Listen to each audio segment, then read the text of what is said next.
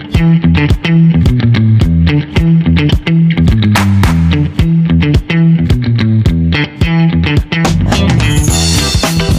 Mata ASN dimanapun berada, kembali lagi bersama kami Mata ASN melihat, mendengar, dan mengabdi. Oke, kembali lagi bersama saya Elis dan rekan saya Kak Maulid, dan juga telah hadir bersama kita narasumber-narasumber hebat para masa depan bangsa ya.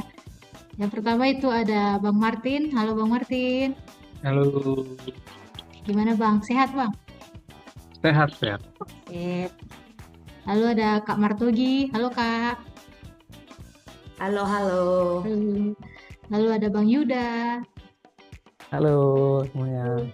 Ada Kak Maria. Halo Kak. Halo. Dan juga ada Bang Maju Sumanto. Halo. Oke. Nah, ya, jadi dari semua narasumber kita tadi, ya, jadi kita ini teman-teman bakalan membahas tentang generasi muda untuk memiliki jiwa kebangsaan in this economy. Nah, mungkin pertama nih, kita langsung aja ya. Pertama dari Bang Martin. Nah, menurut Bang Martin gimana sih tentang topik kita ini, Bang? Oke, terima kasih Bang Maulid atas kesempatannya. Terima kasih sudah diundang ke podcastnya. Kalau berbicara tentang kebangsaan ya, jiwa muda, kebangsaan di generasi muda, saat ini tuh kita ada banyak tantangannya ya, yang bisa mengancam nilai-nilai kebangsaan di generasi muda kita saat ini, mengancam persatuan. Kalau ya bisa dibilang kalau yang sangat-sangat terlihat itu sangat berpengaruh pada generasi muda itu adanya isu-isu global ya, ada isu globalisasi dan juga kesenjangan sosial.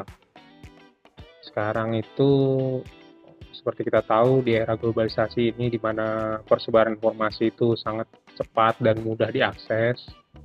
Jadi generasi muda kita ini mudah terpapar pengaruh baik itu budaya, doktrin, ideologi dari luar yang sebenarnya mungkin bisa jadi bertentangan dengan nilai-nilai kebangsaan kita ya.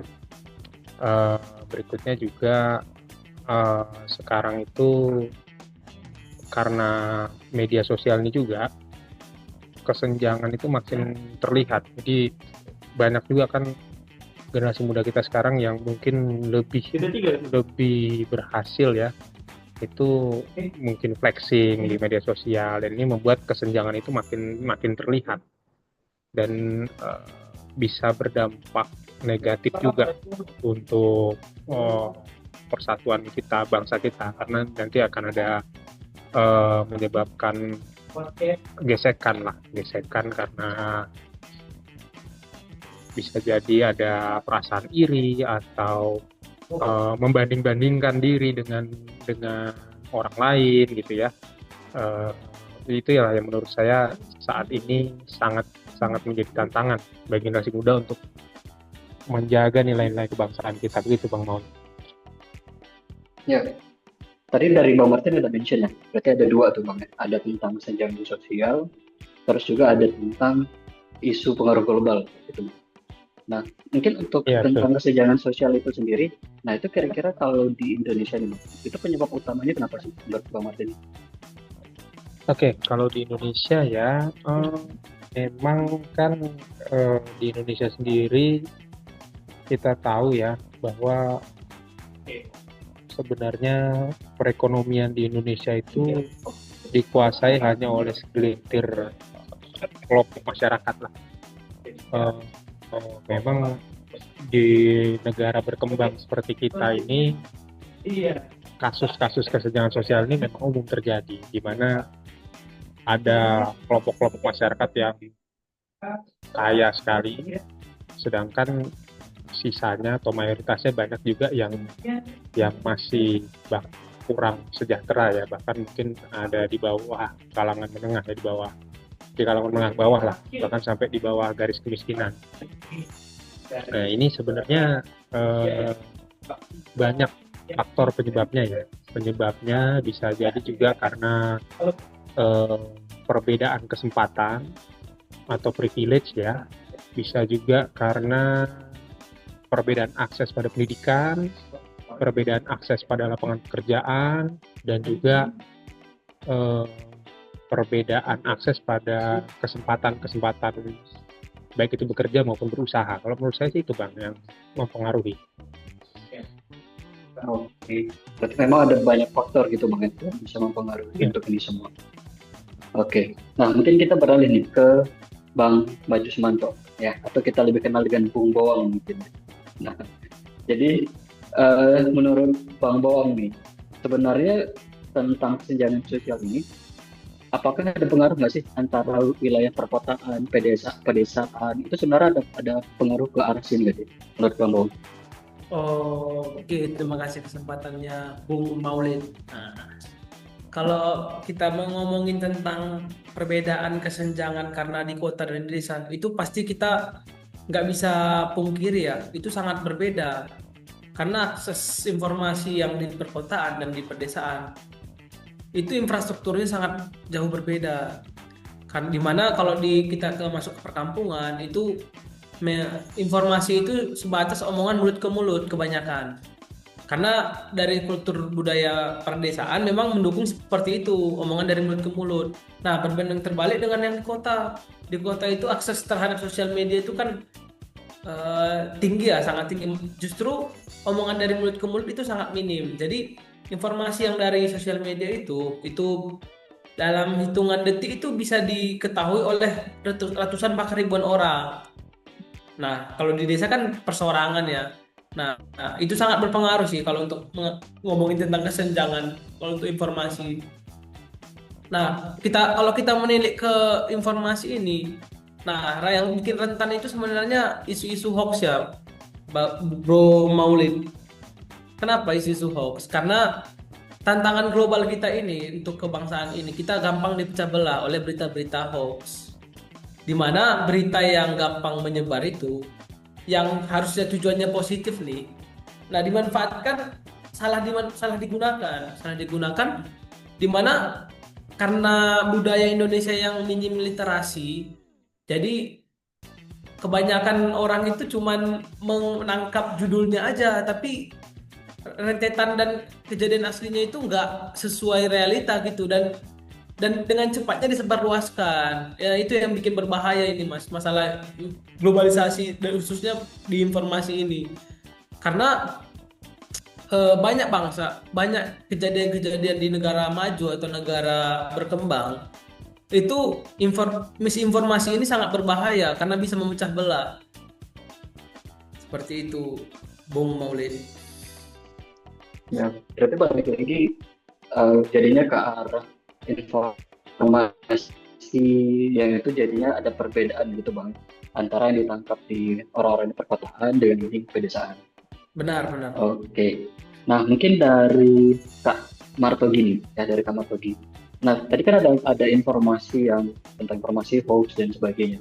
Mungkin dari Kak Martogi, sebenarnya apa sih yang harus kita lihat kalau misalkan kita dapat informasi ini pertama kali? Ya, terima kasih ya untuk kesempatannya. Untuk pertama kali ya, mungkin ketika kita mendapat informasi, terutama mungkin itu ada unsur mengarahkan ke hal yang mengarahkan ke hal yang negatif, mungkin itu kita benar-benar harus ekstra hati-hati gitu ya untuk menyebarkannya juga gitu. Recheck dulu lah, cross check gitu informasi-informasi, atau bahkan mungkin sekedar informasi cari kerja gitu ya. Sekarang cari kerja ini lagi butuh cepat apa segala macam gitu. Kadang kita kan karena keinginan untuk membantu ya, teman kita mungkin kita langsung forward aja atau ke grup keluarga mungkin gitu, dan itu jadi jadi media menyebarkan hoax-hoax tadi itu. Jadi kita sebagai orang yang menerima mungkin atau melihat, kita boleh cross check lagi, mungkin lihat di media sosial juga atau di berita yang terbaru, benar nggak ya ada berita ini terjadi atau gimana gitu. Jadi kita lebih menyaring informasi yang kita terima sih, gitu Bang Maulid. Ya, belum lagi Berarti dengan AI sekarang ya, gitu ya. berarti kita harus membaca secara keseluruhan ya kan Kak? Nggak harus Benar, yang baca dari setuju. judulnya aja, karena judul ini juga bisa persepsi orang berbeda-beda kan ya. Benar, Oke. dan banyak banget kan clickbait yang membuat cuma clickbait doang nih, terus langsung di forward, ternyata Iya, ada lagi gitu isinya.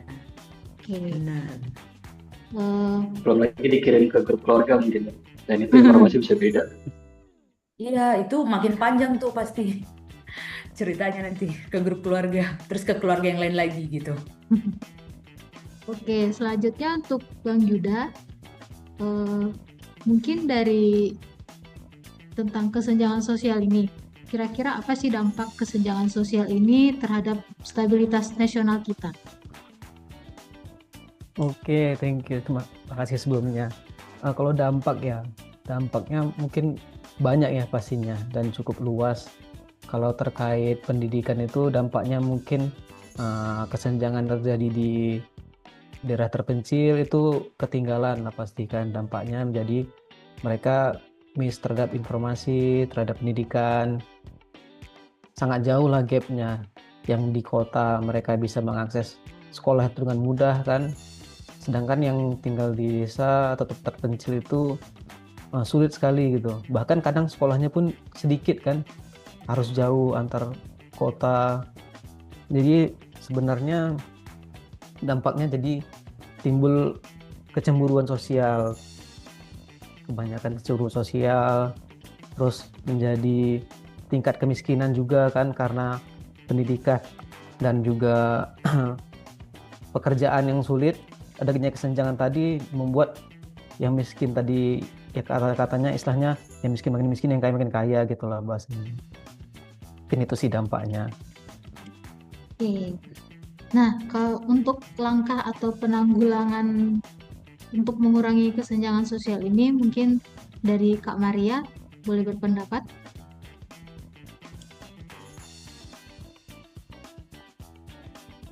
Oke, kalau menurut saya sih untuk mengurangi kesenjangan sosial ini harus dari pemerintah ya. Contohnya dari tadi yang pendidikan. Maka perlu peningkatan akses terhadap pendidikan yang berkualitas. Jadi untuk peningkatan pendidikan itu lebih diprioritaskan daerah-daerah yang remote seperti itu, yang belum terjangkau pendidikan. Kemudian juga perlu adanya reformasi kebijakan ekonomi, di mana kita juga butuh nih supaya yang kaya tidak menjadi makin kaya, yang miskin tidak makin terpuruk gitu, dengan adanya mungkin seperti kebijakan pajak yang adil. Kemudian juga peningkatan kesejahteraan ekonomi masyarakat miskin melalui adanya dukungan ke usaha mikro, kecil dan menengah atau UMKM yang lebih tepat sasaran. Gitu sih Kak. Ya, berarti ada beberapa langkah yang memang harus kita lakuin dulu di sini ya Kak. Oke. Oke. Nah, mungkin kita beralih nih. Tadi kan kita kalau dari kata Bang Martin itu ada dua ya. Ada tentang isu yang mengarah ke kesenjangan sosial. Kemudian yang kedua itu ada isu pengaruh global. Nah, tentang isu pengaruh global sendiri nih, mungkin menurut Bang Boong menurut Bung Boong di sini, nah, gimana sih isu pengaruh global ini di Indonesia itu sendiri? Kalau kita ngomongin isu pengaruh global ya, isu pengaruh global ini ini jadi tantangan ya Mas, Bung Mauli. Kenapa? Karena dengan globalisasi sekarang itu dengan mudahnya bisa melunturkan suatu kultur budaya. Apalagi kan kita negara Indonesia kan terkenal dengan budayanya kan, budaya gotong royong, budaya kesukuan. Nah, dengan digempuran era globalisasi sekarang ini ya itu gampang pudar, dan norma-norma di masyarakat itu mengalami perubahan, di mana perubahan itu mengarah ke hal yang negatif lah jatuhnya. Kenapa? Karena norma Indonesia itu terkenal dengan baik, santun, ramah kan. Nah, tercemari dengan kultur budaya bangsa luar, di mana yang sifatnya lebih kasar keras seperti itu. Itu sangat berpengaruh itu dengan ke identitas masyarakat. Itu sih, Bro Maulid. Ya, berarti memang ada banyak hal yang itu jadi hal yang perlu kita perhatiin memang dari sini. Nah, mungkin dari Bang Martin nih, sebenarnya untuk isu pengaruh global ini sendiri Bang, tentang globalisasi, apakah itu selalu hal yang negatif atau sebenarnya mungkin ada sisi positif dari hal ini? Oke. Tentu kalau kita melihat suatu fenomena pasti seperti koin ya, dia memiliki dua sisi, positif dan negatif pastinya. Seperti kalau kita melihat arus deras pengaruh global ini, tentu ada negatifnya seperti tadi sudah disampaikan oleh Bung Boang ya. Adalah tergerusnya kearifan lokal, budaya-budaya lokal dan nilai-nilai, terutama itu nilai-nilai peluhur bangsa kita. Tapi kemudian adakah positifnya? Tentu ada. Pertama adalah kita bisa mendapatkan informasi tentang dunia luar gitu ya dengan lebih mudah, menambah wawasan ya, terutama menambah wawasan. Kemudian juga kita jadi memiliki pembanding. Kita bisa mengetahui posisi kita saat ini di mana sih. Contohnya generasi muda Indonesia ini kalau dibandingkan dengan generasi muda di Jepang misalnya, atau di Amerika atau di Eropa misalnya, kita ada di mana? Apakah kita tertinggal ataukah kita sudah mulai mengejar atau bagaimana ya? Itu kemudian juga selain dari informasi, ada juga munculnya kesempatan-kesempatan baru. Sebagai contoh begini, contoh adalah kita ini kan bahasa Indonesia memiliki keuntungan di sumber daya manusia ya. Kita punya penduduk yang besar jumlahnya. Sedangkan beberapa negara maju seperti Jepang misalnya dan negara-negara di Eropa itu pertumbuhan penduduknya justru turun. Berbeda dengan kita, masalah kita di sini adalah kurangnya lapangan pekerjaan contohnya. Di mereka justru kekurangan tenaga kerja. Nah, dengan akses pada pasar kerja global, tentunya bisa membantu rekan-rekan generasi muda yang mungkin kesulitan mendapatkan pekerjaan di Indonesia. Mereka itu bisa mendapatkan pekerjaan di negara lain yang pertumbuhan penduduknya turun. Juga untuk kaum intelektual di Indonesia yang punya keahlian dan ilmu yang baik, itu bisa lebih dihargai di luar negeri. Nah, ini salah satu sisi positif. Kemudian kita juga jadi bisa sebagai masyarakat, kita bisa membandingkan kebijakan-kebijakan pemerintah yang sedang berjalan di Indonesia, kita bisa bandingkan dengan kebijakan-kebijakan yang ada di luar. Kita bisa lebih kritis, bisa lebih memberikan masukan, gitu ya. Kita juga sebagai pegawai pemerintahan bisa juga melihat bagaimana sih tata cara pelayanan publik yang baik, mencontoh negara-negara yang lebih maju. Jadi kita jadi punya benchmark, punya akses juga, kesempatan yang lebih dan wawasan yang luas gitu Bang menurut saya. Nah, dari Bang Martin tadi kan ada menyinggung tentang orang-orang lebih tertarik untuk bekerja keluar gitu. Baru-baru ini kan kita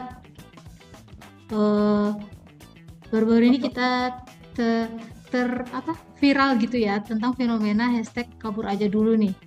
Bisa kita kaitkan ke hashtag tersebut. Nah, menurut Kak Martogi, gimana dengan fenomena tersebut, Kak? Ya, menurut saya itu linear ya dengan dampak tadi globalisasi tersebut ya, karena gampangnya informasi yang didapat juga, dan kita bisa interaksi antar negara juga gitu kan, dan nggak susah gitu untuk kita punya teman juga dari luar negeri gitu, dan kita juga jadi tahu ya maksudnya banyak kesempatan yang terbuka juga di luar negeri gitu, dan masalah-masalah yang terjadi di negara kita sekarang itu jadi menguatkan alasan mereka untuk pergi gitu, untuk keluar dari meninggalkan negara kita dan pergi ke negara yang mungkin mereka lebih besar peluangnya gitu, kayak misalkan secara gampang gitu, misalkan pergi kerja ke Australia atau ke Jepang atau ke Korea gitu, dan udah banyak banget mungkin agen-agen juga ya yang membantu untuk menyalurkan ke sana juga gitu, dan hashtag kabur dulu itu aja jadi hal yang yang perlu kita tindaki secara serius juga sih, karena pada akhirnya itu akan kasih dua sisi juga, negatif dan positifnya gitu. Mungkin dari sisi positifnya kita bisa bangsa Indonesia bisa bertumbuh lebih lagi gitu dari sisi pengetahuan, bisa menimba ilmu di luar negeri gitu kan, yang mereka di mana di sana notabene-nya lebih advance gitu dalam segi penelitian, dalam segi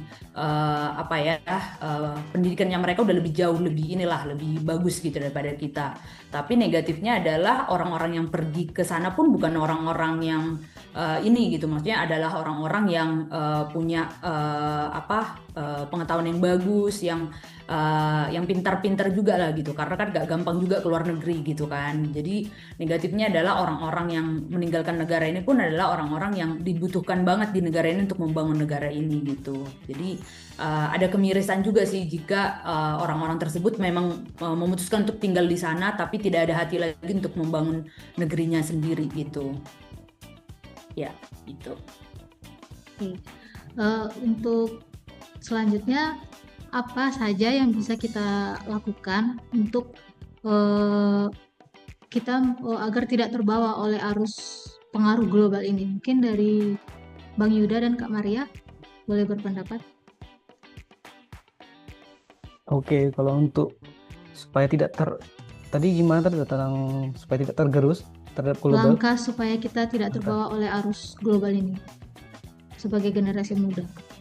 Ya sebenarnya sih ini ya, global ini bukan berarti hal buruk aja ya, ada juga hal positifnya sebenarnya. Jadi kita lebih terbuka, lebih bisa membandingkan juga kan tentang apa yang ada di Indonesia dibanding dengan di luar negeri. Jadi sebenarnya kalau dibilang supaya tidak terpengaruh juga tidak apa-apa sebenarnya kita terpengaruh oleh global ini, cuman tinggal kita ya sendiri memetik mana yang terbaik dan yang buruk kita tinggalkan gitu kan. Nah hal yang baiknya itu gimana tadi seperti yang dibilang Bang Martin tadi ada singgung ya tentang di luar negeri itu udah lebih baik istilahnya, sistemnya udah lebih baik. Nah kita bisa mencontohkan gitu kan. Contoh juga di Cina kan, Cina itu waktu zaman kita dulu sama istilahnya negara masih berkembang lah. Tapi lihat sekarang perkembangannya sudah sangat maju kan. Nah kita harusnya bisa berkaca juga di sana bagaimana sehingga itu bisa menjawab tantangan kebangsaan masa kini, misalnya tantangan kita sekarang inilah bagaimana supaya kita di Indonesia ini bisa lebih grow up lah istilahnya, supaya orang-orang yang berpendidikan tadi yang punya value tinggi tadi mau bekerja di Indonesia, tidak keluar gitu. Mungkin itu sih, atau ada tambahan dari Kalau saya sih sama dengan Bang Yuda ya. Pengaruh global itu kan bukan hanya pengaruh isu global itu bukan hanya yang negatif, tapi ada yang positif juga. Jadi kita sebagai anak muda seperti itu harus kembali ke masalah hoax tadi, harus memilih informasi dan teknologi dengan bijak. Kita memilah-milah nih dari isu global yang bisa kita ambil dan bisa kita implementasikan ke Indonesia seperti itu. Oke, siap. Nah, mungkin itu tadi pertanyaan terakhir kita ya. Karena mengingat waktu, ini mungkin udah hampir 30 menit, teman-teman. Nah, mungkin sebelum kita tutup, kita ambil kesimpulan dulu. Ya, jadi dari tema kita hari ini itu tentang tantangan generasi muda untuk memiliki jiwa kebangsaan identitas ekonomi. kalau bisa kita ambil kesimpulan, ini memang benar-benar ada beberapa tantangan ya. Mungkin kalau kita ambil dua hal yang besar, yaitu yang pertama itu ada kesenjangan sosial, yang kedua itu ada isu pengaruh global. Nah, dan dua hal ini jadi hal yang patut untuk benar-benar kita perhatikan, mulai dari kesenjangan sosial, itu bagaimana kita mengatasinya. Tadi dari Kak Maria, ada ngasih pendapat, ya mungkin langkah-langkahnya itu seperti apa, mulai dari peran pemerintah dan sebagainya. Kemudian juga isu pengaruh global, di sini ada dua sisi ya pastinya. Kayak tadi kata Bang Martin juga, itu tetap ada sisi positif, tapi juga ada sisi negatif yang harus kita jaga, dan itu semua perlu kita perhatikan. Nah, mungkin itu ya dari podcast kita hari ini. Makasih banyak nih dari narasumber kita semuanya, keren-keren ya semuanya. Mungkin dari Kak Elis ada yang mau disampaikan nih Kak? Oke, sebelum menutup podcast kita kali ini, aku tutup dengan pantun. Jawab cakep ya guys. Oke. Siap. Jalan-jalan ke kota Kendari, Cakep. singgah sebentar membeli lontong. Terima kasih sudah mendengarkan kami. Sampai jumpa di episode selanjutnya. Bye-bye.